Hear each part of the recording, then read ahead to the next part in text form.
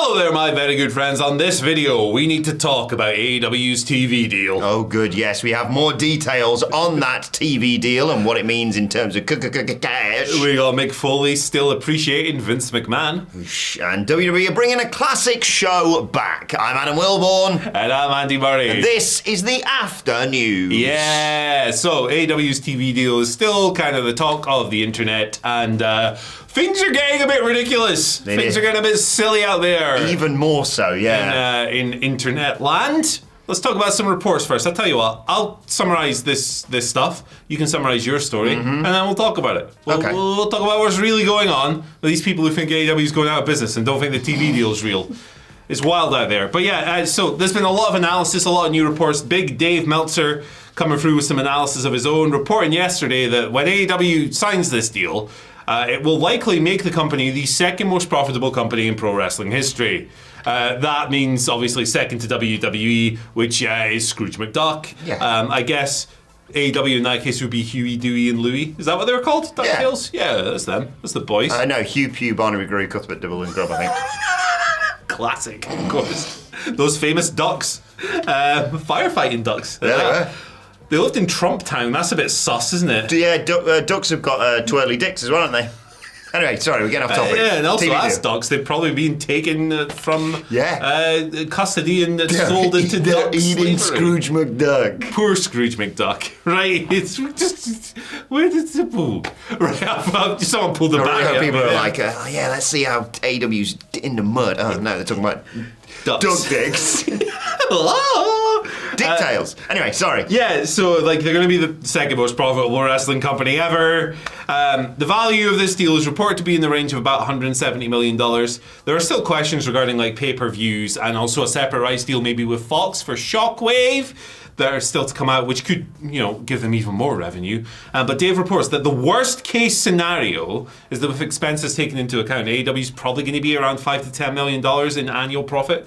And that's the worst case scenario. That's removing things like international rights and, of course, Wembley, which isn't happening next year and generated like $16 million this year. Please do Wembley Arena, though. Yeah, why not? Put Forbidden Door in there. Or do it in DHS. There's lots of doors in there. Or the Utility would be lovely, actually. That would be good. Oh, that'd be nice. Yeah, why not? Just pop around the corner. I mean, it's a dog arena, like. What about St James's? That's better. There you go. Let's go. Or Sunderland, which is, thank you. But, of course, AEW is privately traded, so they never release profit figures. You never know exactly what they're making, what they're paying out, all of this stuff. Why aren't they doing that? Oh, because they're privately traded, you did say, yeah. There you go. But always, from day one, Tony Khan reported or told people that the 5-year plan was that by 2024 he wanted to be profitable, and that was based on the idea that they would get 500,000 weekly viewers. Currently they get 600, 700, 800 for Dynamite alone, and then you add the other two, it's in the million range when you add all three together, so they're way above that. They're going to be profitable when this kicks in, and we've got some new details on this as well here. I was kind of hoping for 171 million, if I'm honest. So. Failure in my eyes. But yeah, Fightful also coming through with a great report on this. Sources they spoke to within AEW say that things have been very tight-lipped about the future of the deal. Understandably, I mean, the leaks we've already got is already leading to a hell of a lot of speculation, and we've barely got any information. Talent has not been privy to the details of AEW's TV future or the future of pay-per-views. However, several on both sides that Fightful had spoken to believe that the Max/pay-per-view and streaming deals could very well be separate from the amount outlined by old... What's his first name now? I've got Urand written down here. Big Steve Urand. Big Oliver Urand, we'll call him Oliver.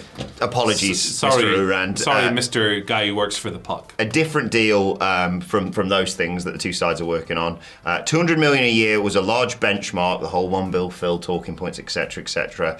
AEW being able to get an all-encompassing deal of $200 million on average over 5 years. Obviously, that's where the billion-dollar figure came from.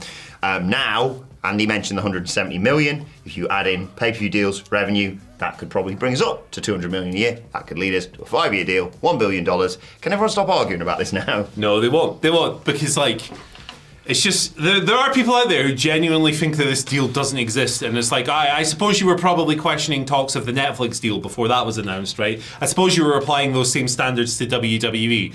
Look, when Tony Khan said that to be AEW is to be under constant attack, right? The downside of that is it has created a situation where even like the faintest criticism is interpreted by some people as an attack, even if it's constructive and in good faith. But I do believe the bulk of it to be true. There are entire people out there whose entire online persona is based on hating a wrestling company to the point that they won't believe 20 simultaneous reports from different outlets that this thing exists. That has no impact on their life, by the way. Look, if you're the biggest WWE fan in the world, that's fine, Michael Hamflett, right?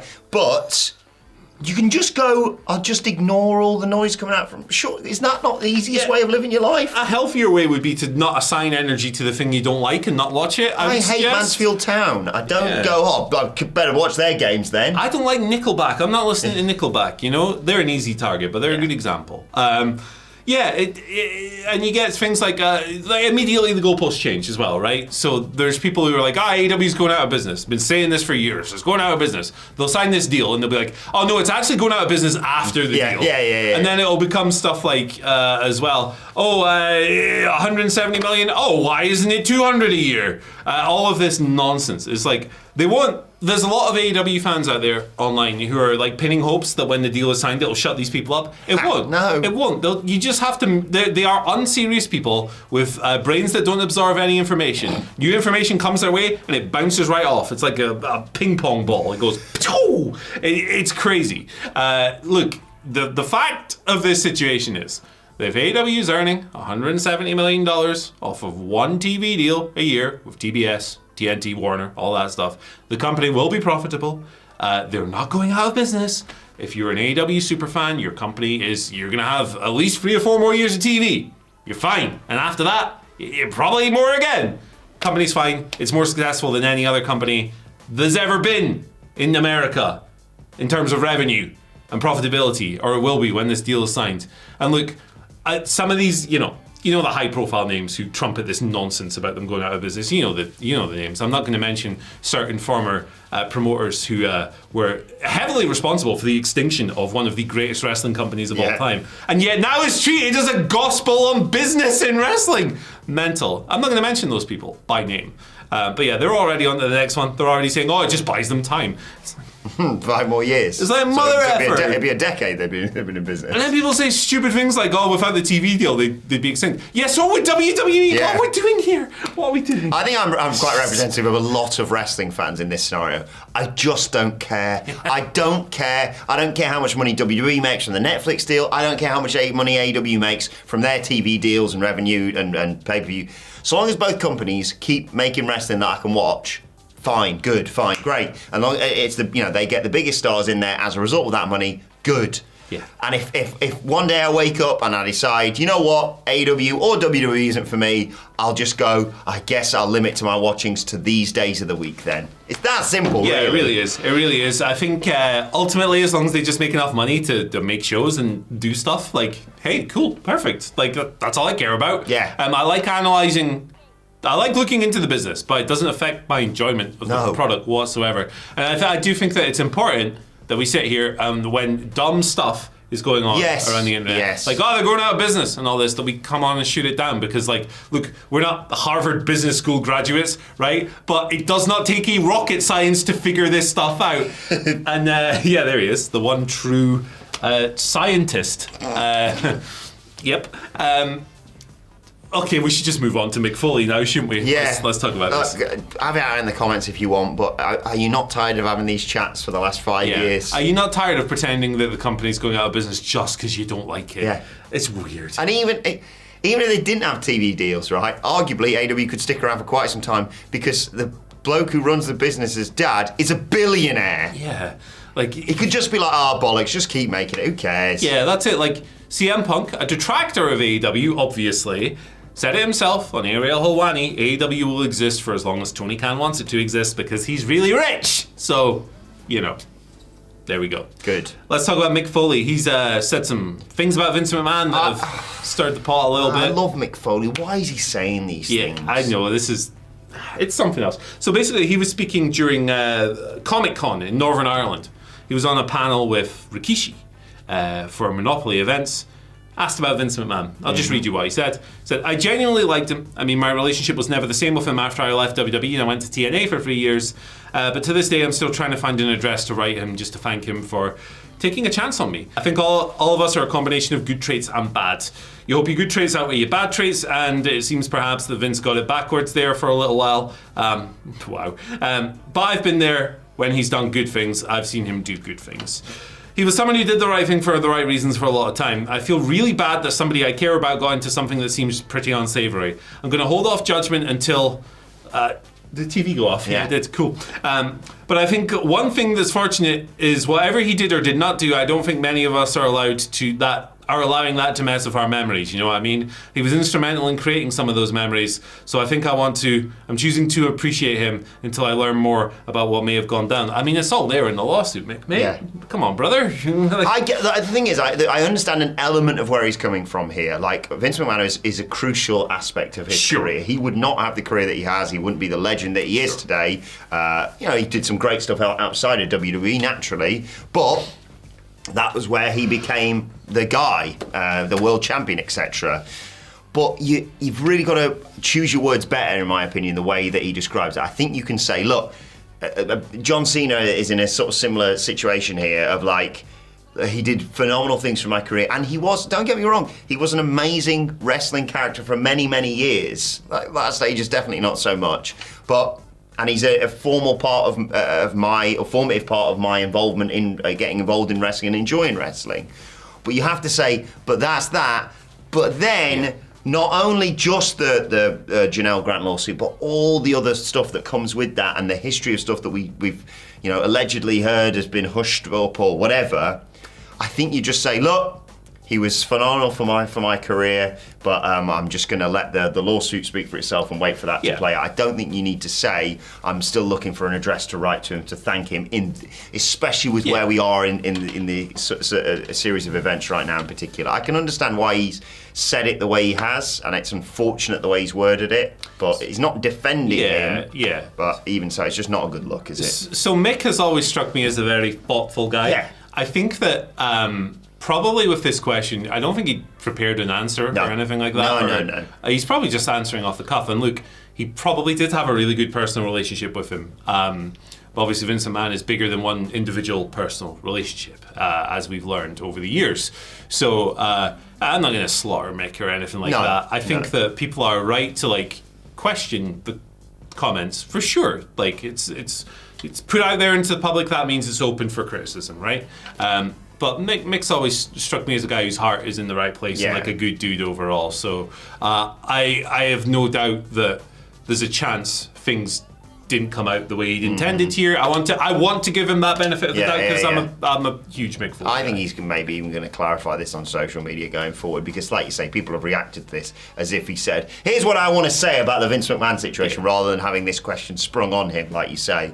But yeah, he could have definitely worded it in a far better way. And by the way, I don't criticise the person for asking the question. No. Good job by them. Not enough people are asking these questions and stuff. So shout outs to the question asker. Well, we'll keep you updated on any developments with this one, of course.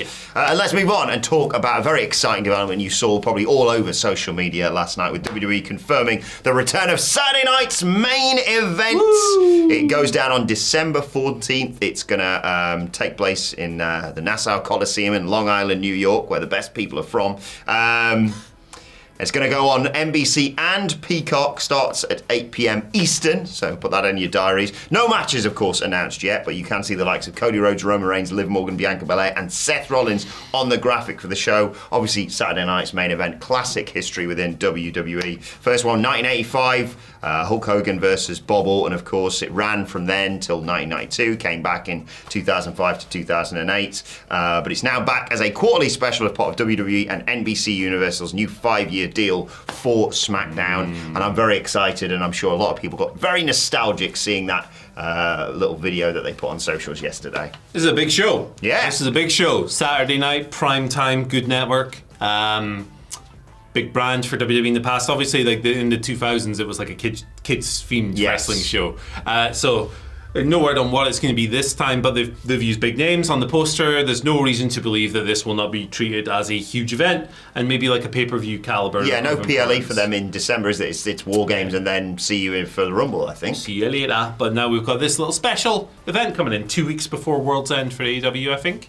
So you got a big show pre-Christmas and a big show after Christmas. Yeah. That's pretty cool. I would assume that's the Saturday after our Christmas party, normally. And if you watch Jingle All the Way this year, you can have a big show on Christmas. Oh, see what I did there? Very good. Nice. Very good. That's the right film. Yeah, right? you got it. You spot on. He's Big Santa, yeah. Turbo Man. Has a fight with Big Arnie. Yeah, kicks his ass, if I recall. It's great. But yeah, I would like this to be a bit of a different show. I would like them to mess with the present. They've already done it with a video. What if this had more of a retro vibe? I think that'd be cool. Sounds good. Like, it doesn't have to be like 80s cosplay or anything like that. You can get the Outrunners if you want. Yeah, well, they have to pay the boys. They're the youngest men Great alive. if they worked on both companies because they were so bloody big. So over. But what if we had like an old school set? Yes! And like some old barricades instead of the LED boards. What if we retroized it just a little bit? Just a little. It doesn't need to be like Southpaw Wrestling, like the parody. No, right? It could be, bits of it are good. But yeah, I liked Southpaw. It was really funny. Yep. But it would be cool if they just messed with the usual format a little bit, I think. And speaking of the big guy, that nearly Christmas, Santa versus Bronson Reed. Oh, why the heck not? So that's good in case you need to tell kids. Sorry, kids, Christmas is cancelled this year. Bronson Reed's jumped off the sleigh and killed Santa. You know about Santa in wrestling? You know who's resurfaced recently, going around the territories? JBL. So watch out, Santa. Your ass is grass. JBL's on you. The longest. Who was it? Oh, it was Alberto Del Rio ran over Santa, wasn't it? Dirty Bertie. Yeah, why did I say JBL? Oh, no, I thought you were just going to say you could like give him a clothesline from hell or something. Oh, he might. Yeah. Why did I confuse Alberto Del? Car stuff in it. Yeah, cars. That must be it. Car stuff. Car stuff. Yeah, and whispers. Can we say this? Whispers of Roman Cody. Probably shouldn't go any deeper on that, but. Very nice early Christmas present, if so. But let us know what matches you'd like to see at Saturday night's main event in the comments section below. Like, share, subscribe, and check out the morning news right here. Ah!